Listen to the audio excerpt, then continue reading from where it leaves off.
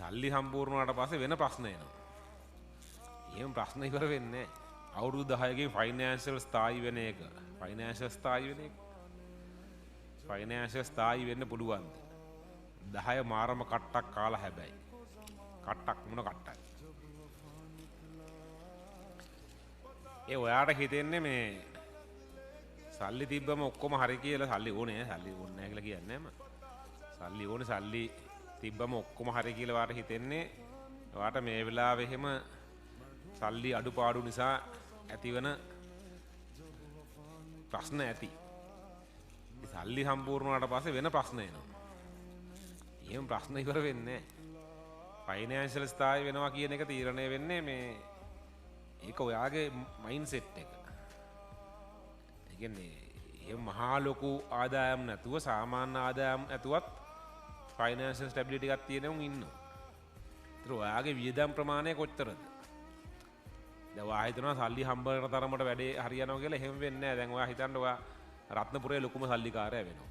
නෑ. ඔයාගේ ගමේ මොකක් හරි කලවාන හරි කොහේ හරි මේ ගමේ ලොකුම සල්ලිකාරයා වෙනවා. රත්නපුරේ ලොකුම සල්ලිකාරයා වෙන්න ඕනේ වාට ඊට පස්සේ. ඒවාට සබරුම් පළාතේ ලොකුම සල්ලිකාරයා වෙන්න ඕනේ. ඊට පස්සේ වාට බාර මොකද්ද?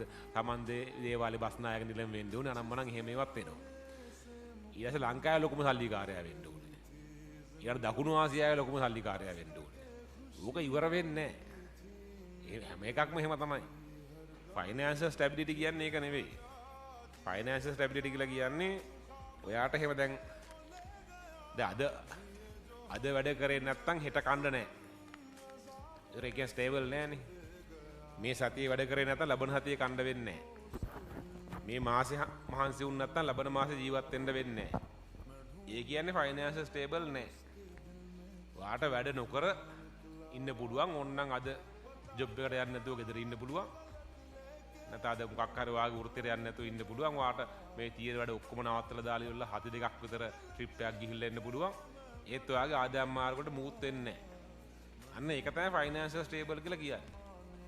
ඒතර ෆයිනෑන්ෂල් ස්ටේබල් කියලා කියන්නේ එකක් ඔයාට යම් ආදායමක් තියෙන්න ඕනේ.